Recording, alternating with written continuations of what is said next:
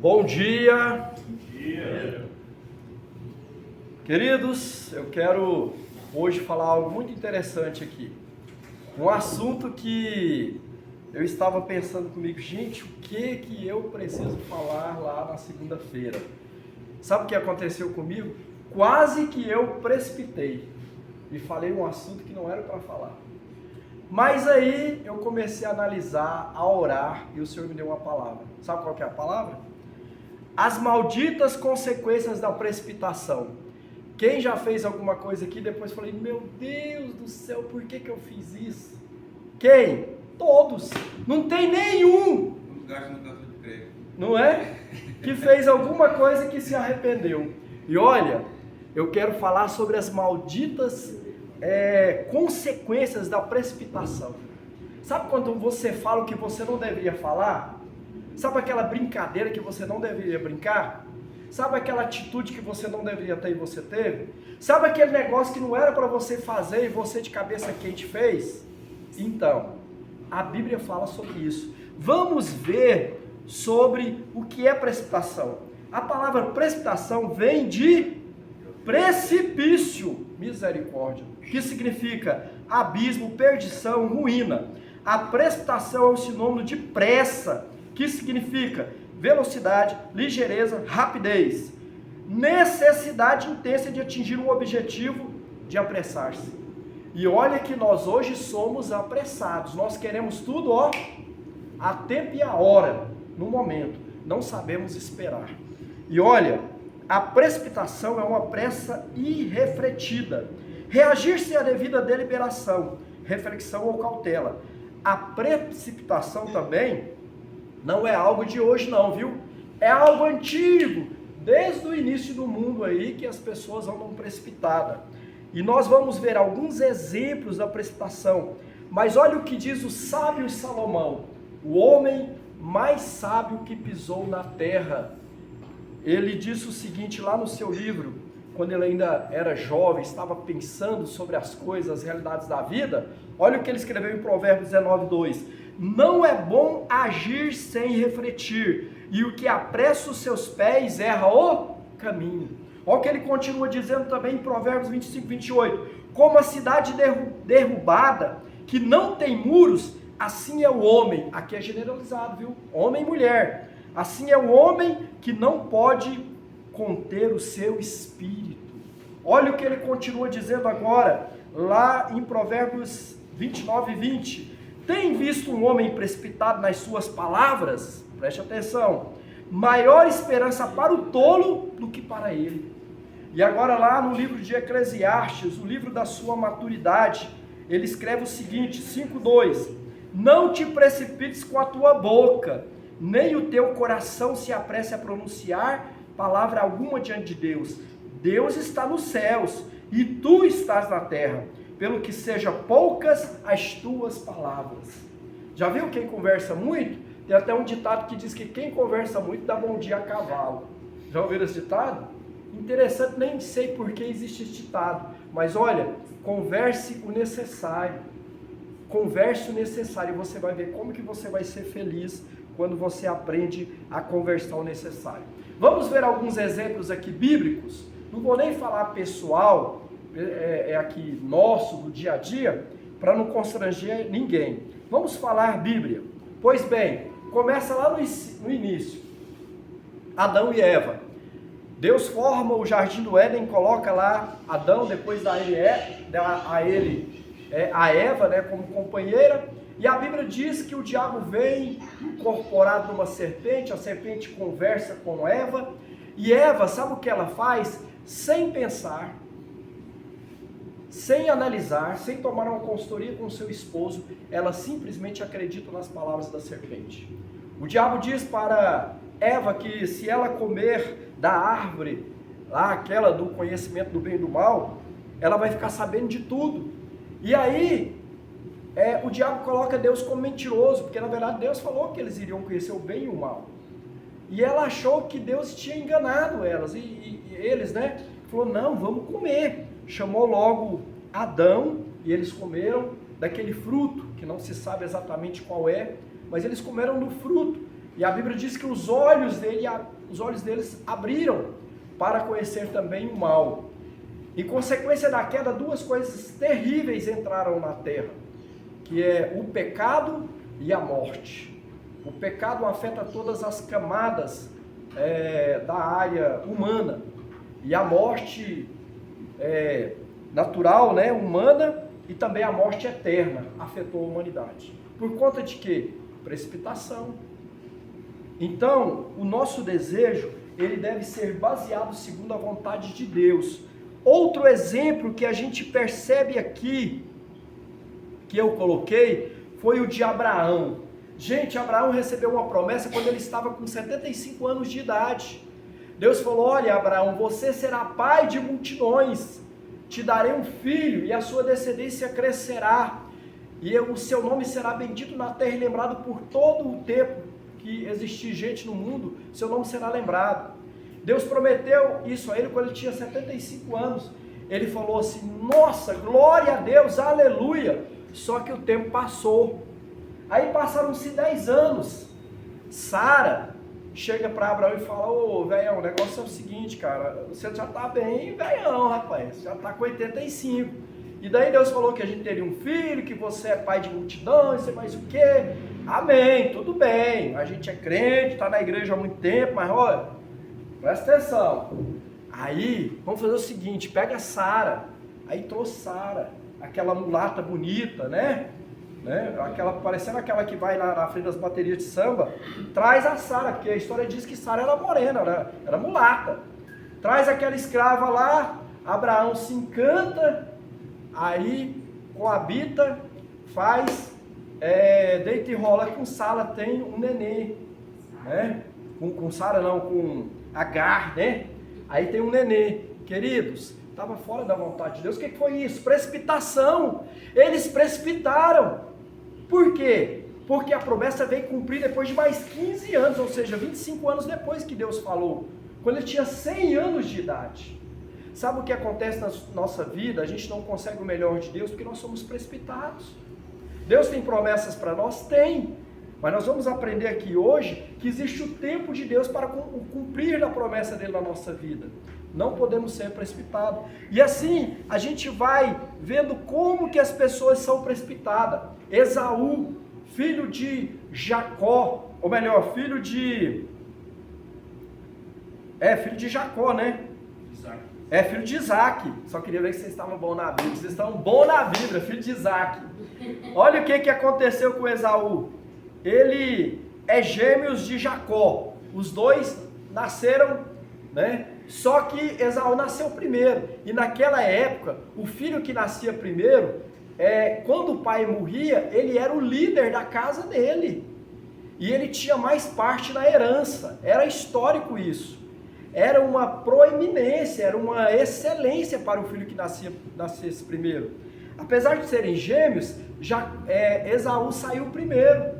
Ele tinha a primogenitura, entendeu? Quando o pai dele morresse, ele ia assumir toda a direção da família, ele ia ser o líder da família, e ele ia pegar a porção das maiores terras, tudo de melhor para o primogênito. Sabe o que aconteceu? Esaú, esse nome Esaú, era dado a ele justamente por causa que ele era peludo, ele era caçador. Aí se deram esse nome para ele. Ele estava caçando, chegou em casa cansado, com fome, com sede.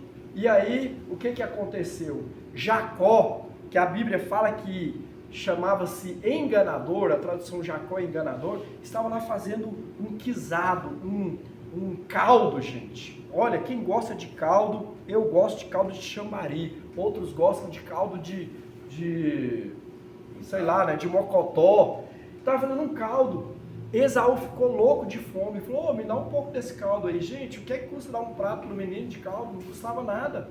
Mas sabe o que Jacó fez? Olha só a expertise de Jacó. Não, tudo bem, eu lhe dou até a panela de caldo, não tem problema não. Só que você me dá em troca a sua primogenitura. Gente, às vezes nós trocamos o melhor de Deus por propagandas que Satanás faz para nós, que são coisas que aos nossos olhos parecem bom, mas a Bíblia diz que todo caminho que parece ser bom, o final dele pode te falar, morte.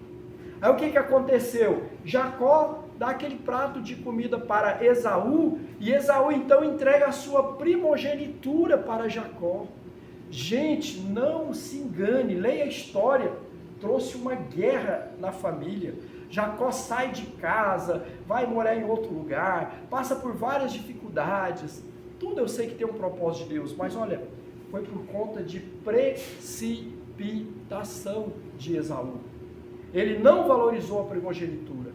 Valorize o que você tem, porque na verdade é do ser humano valorizar as coisas e as pessoas só enquanto tem. Quando perde, aliás, não valorizar, né? Quando tem, valoriza quando perde. Aí você põe a mão na cabeça, meu Deus, por quê? Né? Um amigo meu morreu esses dias, a esposa dele esteve lá na nossa casa, um rapaz novo, 43 anos de idade, deu um infarto, e ela chegou lá em casa, uma das coisas que ela falou, gente, aproveita o casamento de vocês, abraça o quanto pode, beija o quanto pode, vai passear o quanto pode, porque assim, foi muito rápido a ida do meu esposo, foi muito violenta. Então, queridos, às vezes nós somos precipitados e colocamos fora uma bênção de Deus, um alinhar de Deus para o nosso coração, para a nossa família, para o nosso trabalho. Não tome decisão precipitada, não saia da empresa de qualquer forma, não faça qualquer coisa precipitada.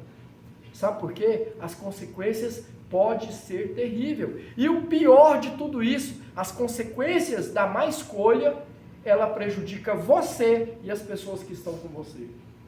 É muito ruim. E aí a gente vê outras pessoas precipitadas, como os discípulos de Jesus. Olha só, Jesus estava indo para Jerusalém para ser ali sacrificado até. Só que ele teria que passar por Samaria. O pessoal de Samaria não permitiu que Jesus passasse por Samaria. Ele teria que dar uma volta grande para chegar em Jerusalém.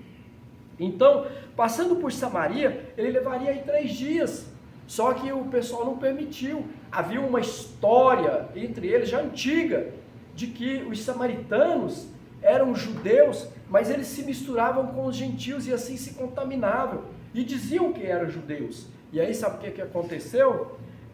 Eles não deixaram que Jesus passasse por Samaria para chegar em Jerusalém. Aí nós temos 2 discípulos aqui, olha, os caras eram muito bravos, era muito nervoso, parece que é João e André. Sabe o que? João aqui era chamado o apóstolo do fogo, só para você ter uma ideia. Sabe o que eles falaram? Não, Jesus, vamos pôr fogo lá nessa cidade, vamos derramar fogo nessa cidade do céu lá e acabar com tudo. Olha a precipitação, olha só, sendo que Jesus estava fazendo um trabalho de redenção para esse povo também. Usou a mulher samaritana para depois ser uma pregadora ali no meio dos samaritanos. Tudo tem um propósito. Mas sabe o que eles queriam fazer? Colocar fogo na cidade. Já viu quando você fica nervoso no trânsito? Você esquece que você é cristão? Já viu quando a janela killer da sua mente abre e você quer dar um tiro em alguém, mas você nunca deu tiro em ninguém. Mas se você tiver com o revólver na mão, você dá um tiro. É assim que funciona. Por quê? Precipitação. Gente, cuidado com a precipitação. Cuidado. Nós somos muito precipitados. Olha aqui uma pessoa muito precipitada, Pedro. Pedro era um cara que um dia estava no céu, outro dia no inferno. Era um cara realmente assim, ó, explosivo, que tomava decisões assim, que vinha na mente na hora. O Senhor Jesus falou da sua morte e crucificação. Ele, não, Jesus, o senhor não vai ser morto, eu não vou deixar, mas não vou deixar de jeito nenhum. Jesus teve que falar, ó, sai da minha frente, Satanás, sai dele. Pedro era precipitado.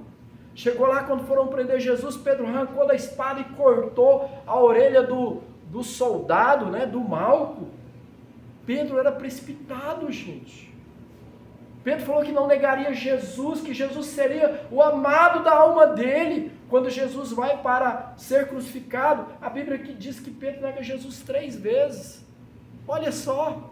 Aí o galo canta, está lá o homem todo quebrantado, entristecido. Meu Deus, neguei Jesus para a porteira, para as pessoas que estavam lá na fogueira. Praquejou, ficou bravo, nervoso. Não conheço esse homem, não.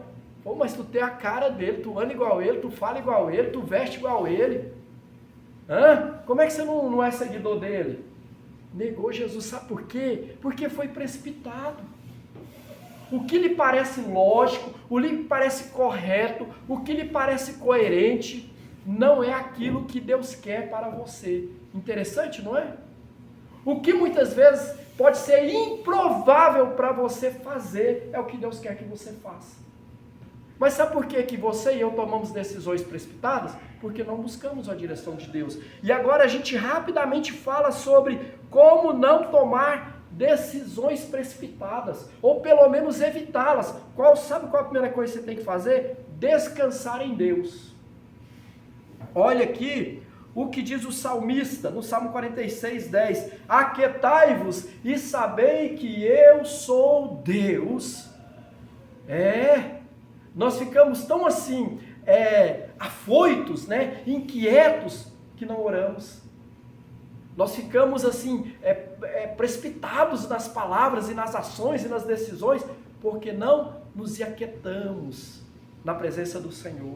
Olha o que diz também aqui o apóstolo Paulo, quando ele fala à igreja que está lá em Filipenses capítulo 4, versículo 6, não andeis ansiosos, sabe de quê? De coisa alguma.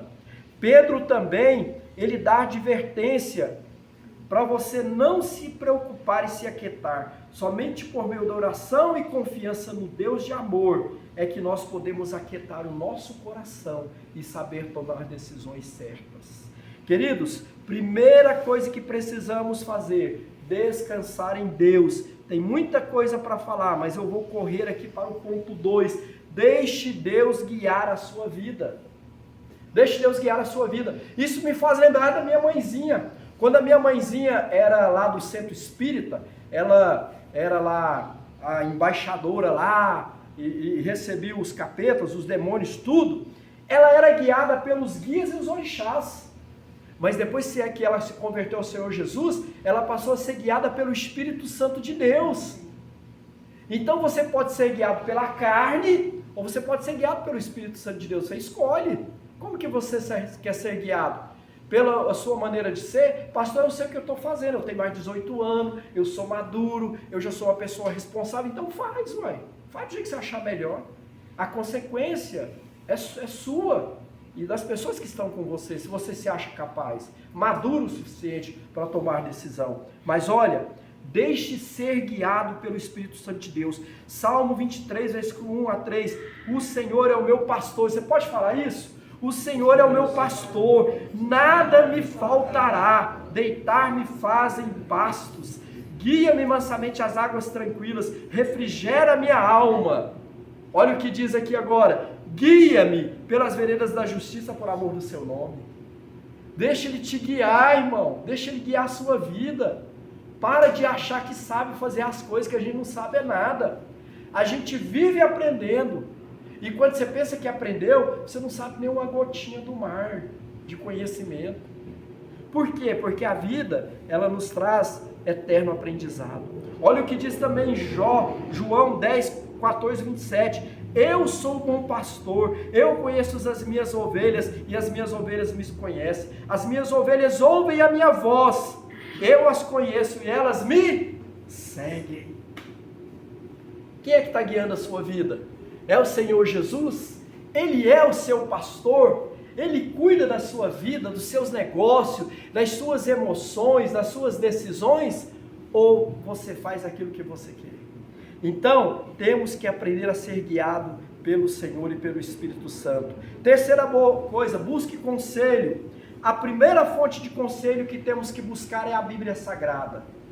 Eu sou bíblico, eu leio vários livros, inclusive gosto de ler muito filosofia, mas eu não entro nessa de filosofia, porque a filosofia vai girar, vai andar o universo com pensamentos e palavras e muita emoção e vai parar, sabe onde? No mesmo lugar.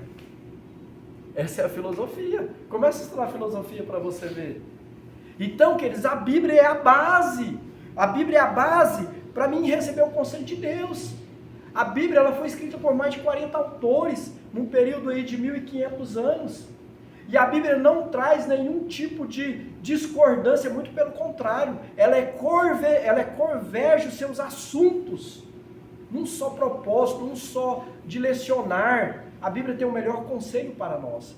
E depois Deus levantou homens sábios, pessoas sábias, que têm maturidade, pastores, conselheiros, psicólogos, pessoas que têm uma direção, que têm uma vivência, que pode lhe trazer uma direção. Então busque conselhos. Olha o que diz o texto sagrado aqui, Provérbios 11:14. Não havendo sábia direção, o povo cai, mas na multidão de conselhos há segurança.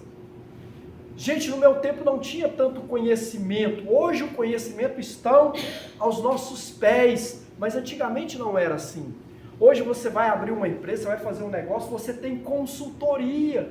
Você pode buscar essa consultoria, tanto na área da empresa, logística, RH, comercial. Você pode adquirir vários conhecimentos e ser um fera na sua área, entendeu? Mas você não busca conselho, você acha que o que você já estudou já está bom demais. Deixa que eu dou conta de fazer, eu vou seguir, sabe o que é? A direção do meu umbigo. Sabe o que vai acontecer? Você vai quebrar a cara com um monte de gente que pensa que sabe, que é capaz e que não buscou conselho. Porque olha, conselho é muito bom. E o conselho é mais tremendo quando você recebe da pessoa um conselho e você também passa conselho para essa pessoa, aprendizado. Nós estamos aqui há 9 anos numa instrução que o Senhor nos dá diante da sua palavra, através da sua palavra. E nós temos sido muito gratificantes com isso.